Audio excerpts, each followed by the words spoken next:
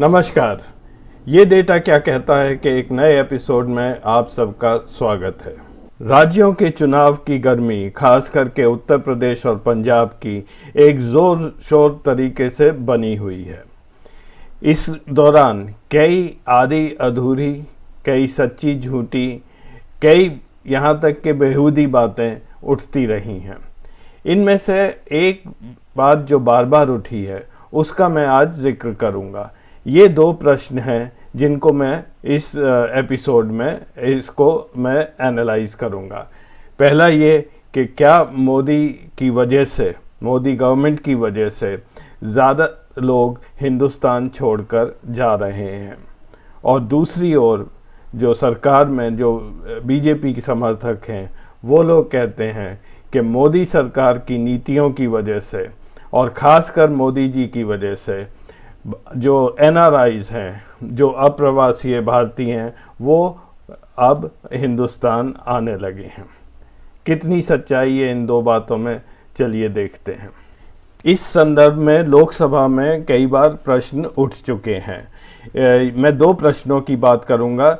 सबसे पहले कार्ति पी चिदम्बरम ने फरवरी 2021 में ये पूछा था उस समय गृह मंत्रालय से कि कितने भारतीय हैं जिन्होंने अपनी सिटीजनशिप छोड़ी है पिछले 5 साल में, और कितने भारतीय अभी बाहर रह रहे हैं, और क्या जो बाहर रह रहे हैं उनको OCI कार्ड अप्लाई करने की संख्या में कोई वृद्धि हुई है। OCI यानी कि ओवरसीज सिटीजन ऑफ इंडिया। इसके डिटेल्स उन्होंने उस समय मांगे थे। फिर दिसंबर 2021 में के प्रभाकर रेड्डी जो TRS के हैं, उन्होंने भी इसी तरह का एक सवाल सरकार से पूछा था। उन्होंने भी ये पूछा था कि ये बताइए कि कितने भारतीय हैं जिन्होंने अपनी सिटीजनशिप छोड़ी है पिछले 7 साल में। दोनों प्रश्नों के जवाब में जो सरकार ने आंकड़े दिए वो थोड़े से अलग थे।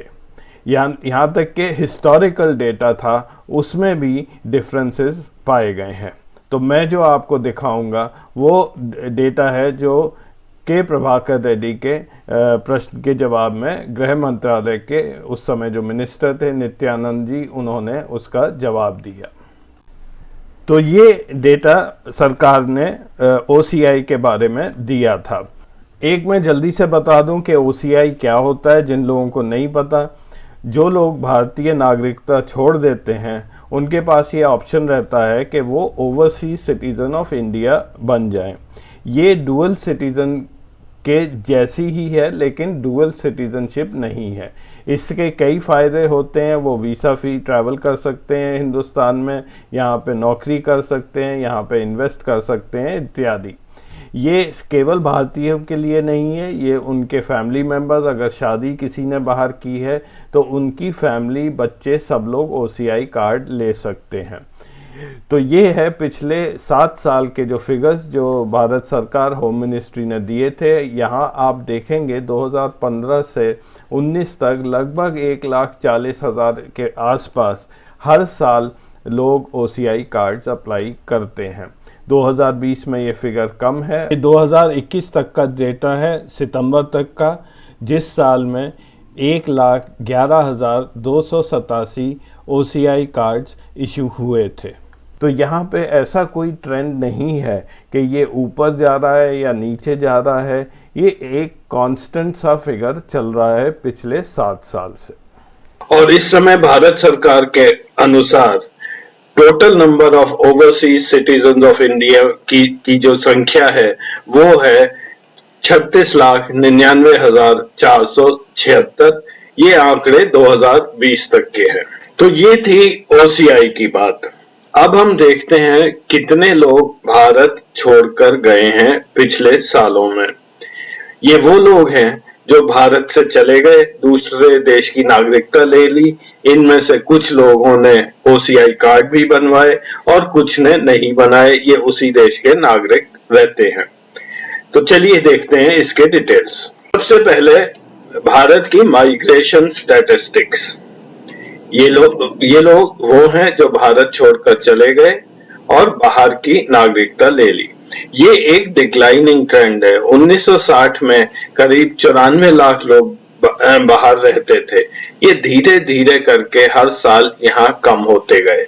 2015 में करीब 52,40,000 लोग बाहर रहते थे।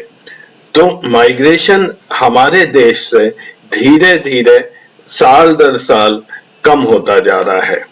लोग कम बाहर जा रहे हैं। अगर आप पॉपुलेशन की प्रतिशत देखें तो 1960 में 2% हमारी पॉपुलेशन माइग्रेट कर गई थी।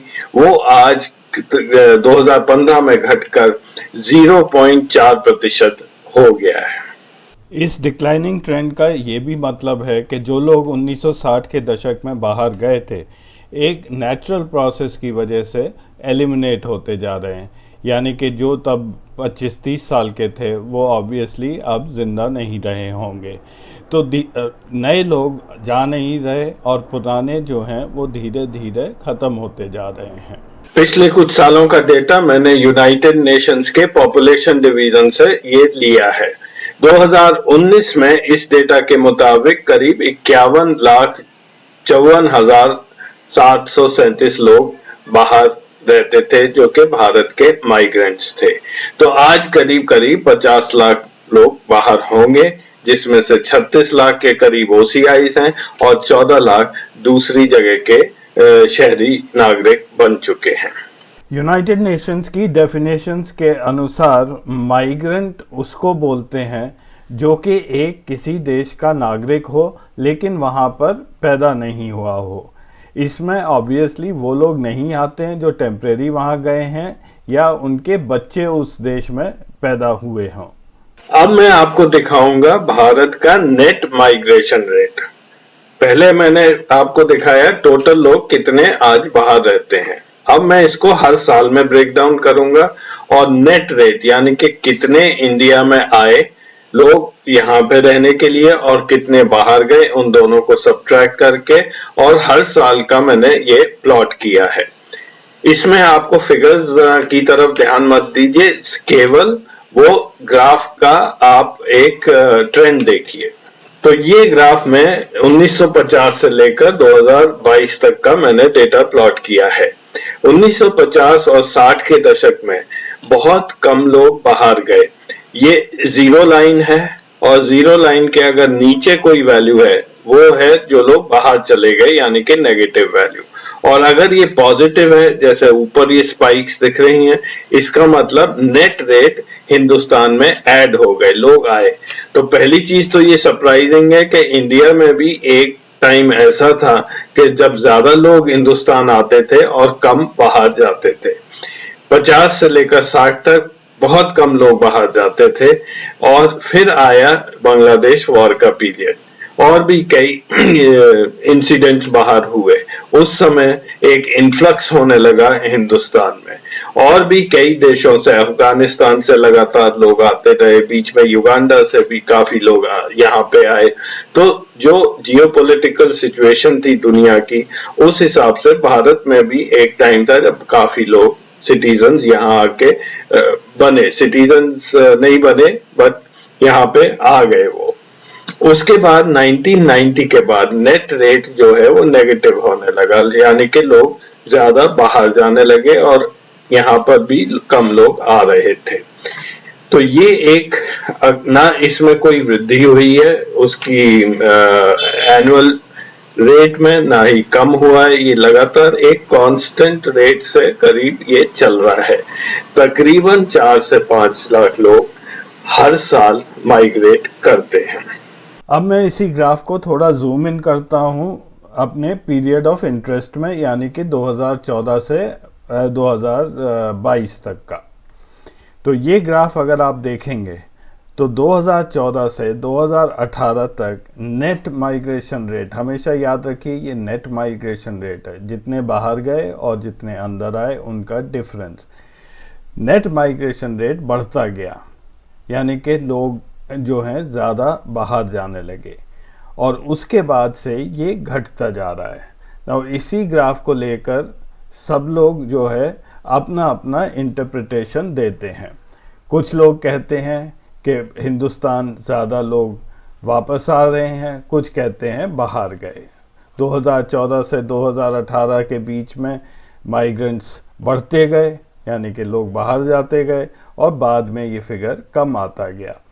लेकिन एक चीज़ याद रखिए, 2020 कोरोना का पीरियड था। उस समय का डेटा बहुत अफेक्टेड था दूसरे कारणों से। 2021 और 22 पीले कलर में जो दिखाया है वो अभी एस्टिमेट्स हैं। इसको आगे समझने के लिए ये जल्दी से देख लीजिए कि हिंदुस्तान में कितने माइग्रेंट्स रहते हैं या आ रहे हैं।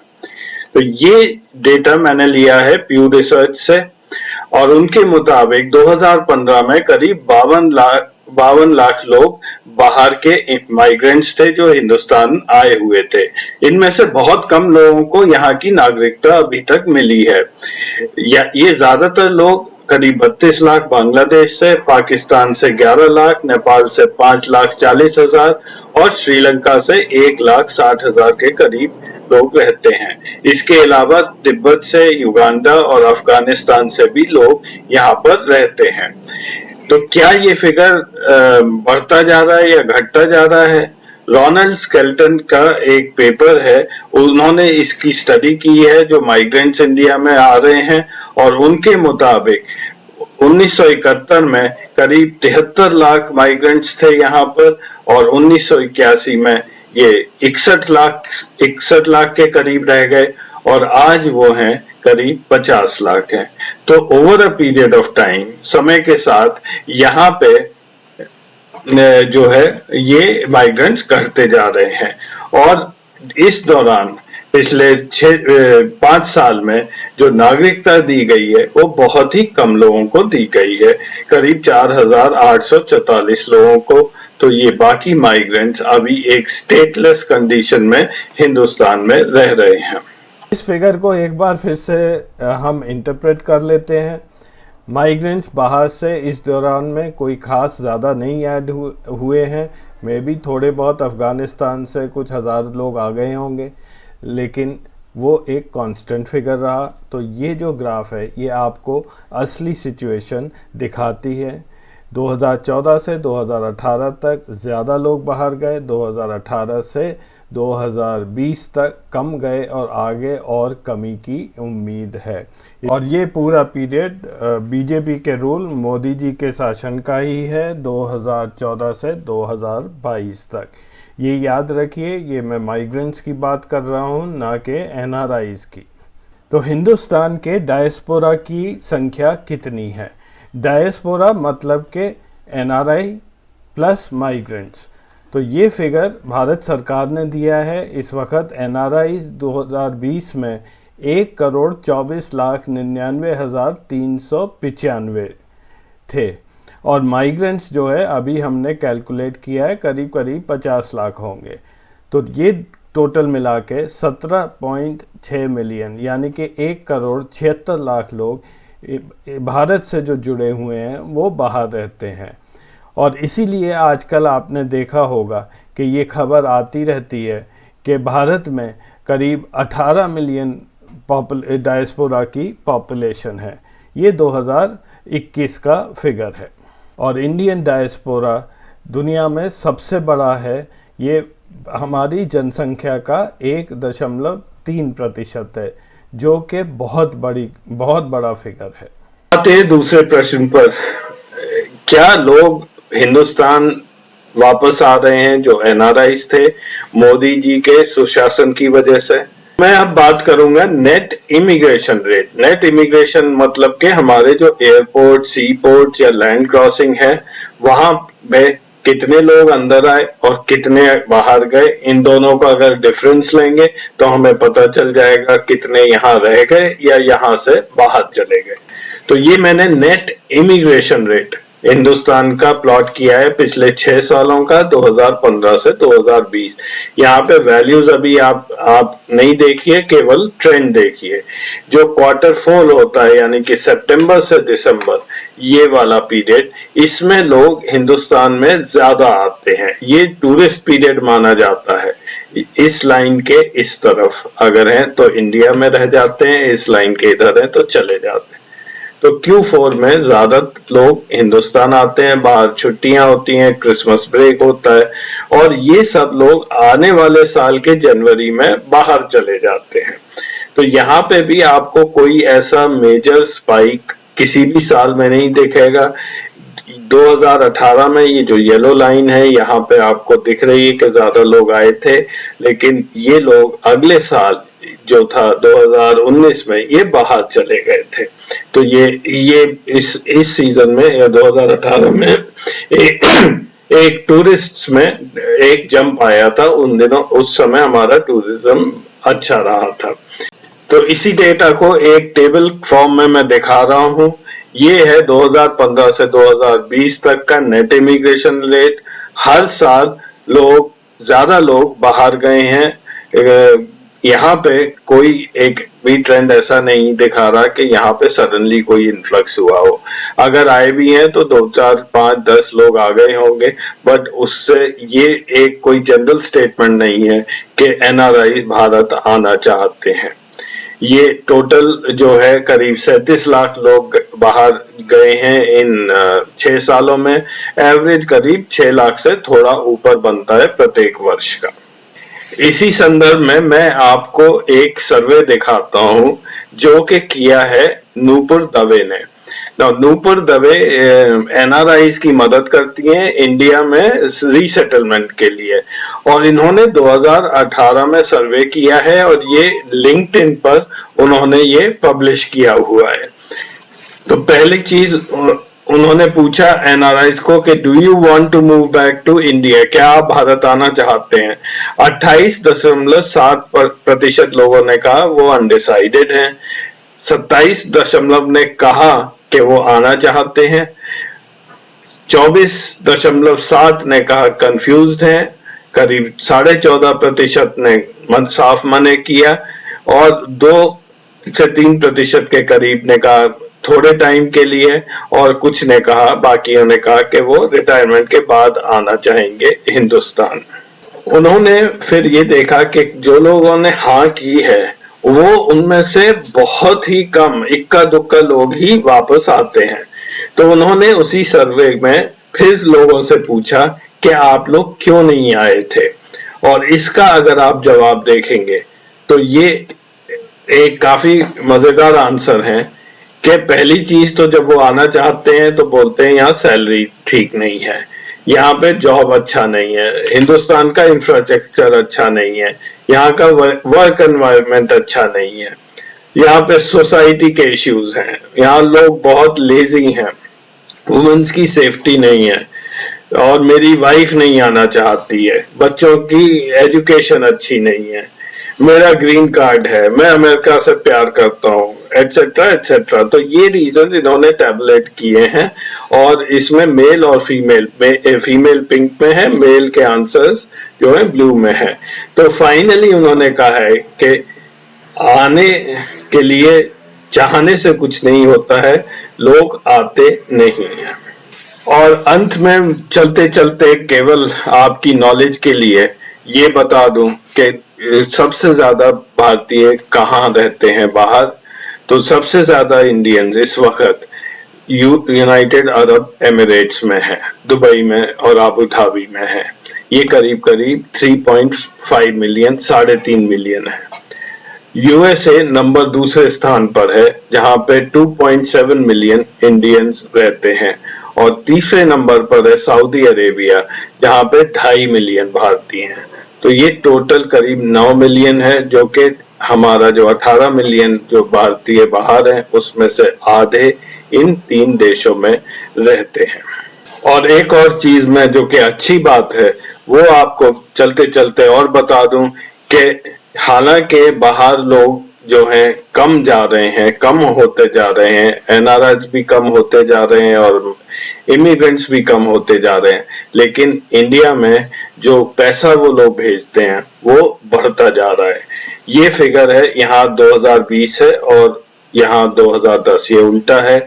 और 2010 में जो हिंदुस्तान में 53.5 बिलियन डॉलर के करीब रेमिटेंसेस आते थे, वो आज 2020 में 83 बिलियन डॉलर्स है। दुनिया में सबसे ज्यादा जो पैसा आता है वो हिंदुस्तान में आता है। दूसरे नंबर पर चीन है जो 60 बिलियन डॉलर के करीब है, फिर मैक्सिको और फिर फिलीपींस। तो इंडिया में इसका ये मतलब है कि जो भी लोग बाहर जा रहे हैं वो एक उनका वैल्यू ऑफ जॉब बढ़ता जा रहा है, उनकी पैसा भेजने की क्षमता बढ़ती जा रही है, उनकी नौकरियां बेहतर होती जा रही हैं। दोनों प्रश्नों का जवाब ये है कि ना तो मोदी गवर्नमेंट की वजह से लोग यहाँ से भाग के जा रहे हैं और ना ही मोदी गवर्नमेंट के सुशासन की वजह से लोग हिंदुस्तान आ रहे हैं। दोनों ही बातें बिल्कुल गलत हैं, इनका कोई डेटा से कोई संबंध नहीं है। लोगों ने बीच बीच से डेटा उठा के और ये बातें फैला दी हैं। तो आज के लिए बस इतना ही। अगले हफ्ते फिर मिलेंगे किसी नए टॉपिक को लेकर। तब तक के लिए नमस्कार।